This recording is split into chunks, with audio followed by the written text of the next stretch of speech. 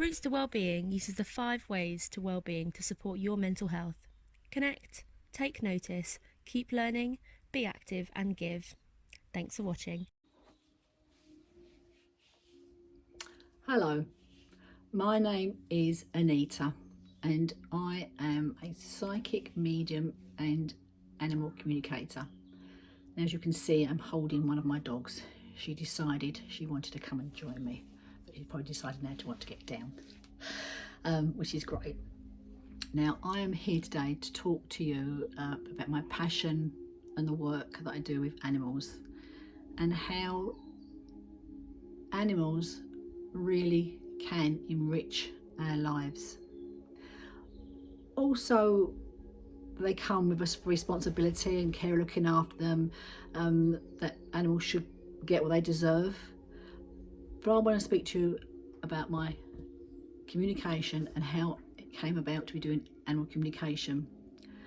As far back as I can remember, as a small child, I always had an empathy and a love for animals, be it pets, domesticated animals, or the wild animals.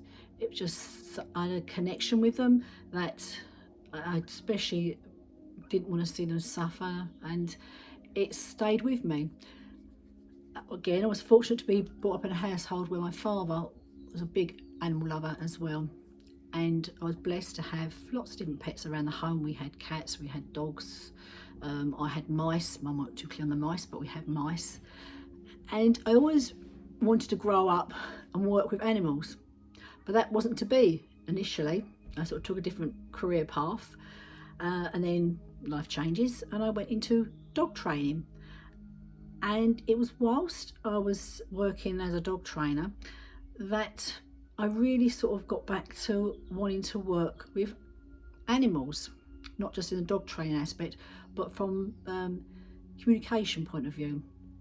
I stumbled across an article about animal communication, and I decided to sort of look into that a bit further, which I did. And I then did do some research and I did take a few courses, and I now do actually work as an animal communicator. And this is something that I feel we all have the ability to communicate with our animals in a very simplistic way, because animals are very, very intuitive beings. Their survival is, especially wild animals, is really reliant upon their intuitive skills to hunt, to find somewhere to live, to find a mate. All these things are intuitive behaviours. Now, we too are intuitive beings to a lesser or greater degree.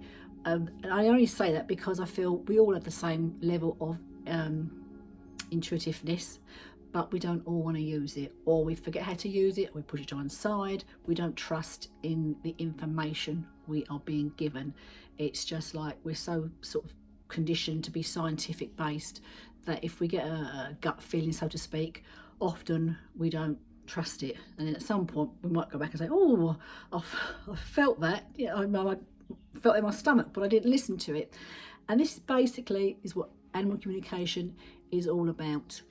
Animals, they see, they hear, they smell, they taste, they feel, just like us. You know, they are sentient beings, and so are we. You know, we can see. I know not everyone is blessed with full sight, and maybe some of the senses are not so fine-tuned for some people, but normally when, say, one of our senses is slightly not so strong, we may find say if our sight's not too good, our hearing may be a bit more sharper. So we still have skills we work with.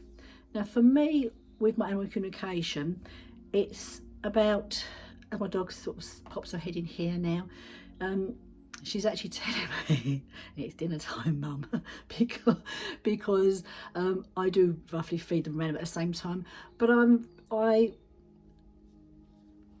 can feel and sense what she's trying to say to me. And this is something, if you have animals, you too may want to sort of learn to do. You don't need to go on big courses. You can just actually maybe just sort of sit there in a quiet space and just see what you can pick up. What are they trying to tell you? Now you might say, well, what's the point of animal communication? They might bark, they might meow, they might make other various signals that they want something from us. But where animal communication really helps, it really helps to enhance the relationship between you and your pet. We can communicate with the wild animals, but for today's purpose, this is more about the wolf in the house, or the cat that lives indoors, and horses as well. We can communicate with them because it does actually help to enhance that relationship, and one of unconditional love. Because what I've learned from the animals that I've actually owned, or shared my life with, is they always come with unconditional love. And there's very few species of humans that actually come with complete unconditional love. And this is why I think we deserve to spend just some time to try and communicate with animals at a level they understand, which is a very simple, basic level of seeing, hearing, feeling, smell, taste. And what you can do if you have pets at home, and you might be sort of sitting there thinking, oh, I wonder how they're feeling today. Apart from the obvious signs, they want to go out for a walk, or want to go outside to sort of get outside, stretch their legs. When you're not got a busy mind, when you're not sort of rushed around too much, you can just find out 5 minutes, just sit there, and you don't even need to have the animal on your lap or with you. You can just sit there and in your mind quietly focus your attention. So put your attention outside of yourself but onto your animal, onto your pet. And literally, we all will have senses, like it may be vision, it may be hearing, it may be a sense of smell that will be stronger within us. And how I started to do my animal communication, first of all, was I am quite good at my imagination's strong. So for me, I sort of see things in my mind's eye, so to speak. And the other sense that is quite good with me is I have a very strong sense of smell. So I would sit quietly and try to put my attention towards my animal, but using my sense of smell and my sense of sight, and just get an image. So it's almost like you might get an image flash through your mind, where like the old-fashioned negatives, like a cine film that flashes through your mind. And smell is like a memory. So even though we can't smell being at the seaside, the salt in the sea, if we can put yourself in your mind at the coast, I'm sure if you have a good sense of smell, you can smell the sea, you can smell the air without actually being there, because it has a memory in your mind. And really, animal communication is tapping in to your intuitive knowingness, and then relaying that to your animal, but feeling what your animal wants to say back to you. And this is it's a lovely place to find yourself being in, because they're very simple with what they want to say to us. It's not loads of baggage. So I just want to share with you the love of what I do. Fortunate, blessed enough to be able to work with animals. I like all animals, working with all of them. And I would say to you here, if you're thinking about getting a pet, make sure you can adequately provide time, what you need, time that they need, space they need, and their needs are actually met, because there's many animals out there that's looking for homes, especially some of the rescue centres at the moment.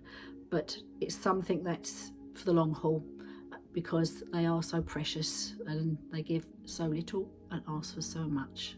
Well, I will leave it at that. As I said, I can be found on Facebook, Anita Denise, or you can follow me on Instagram, Anita Denise 1. Thank you. Bye-bye. Have a nice day. If you feel inspired and want to learn ways to support your mental health, please subscribe to our channel. Or you can find us at www.rootstowellbeing.org. And if you would like to get involved in future videos, please contact hello@rootstowellbeing.org. Thank you.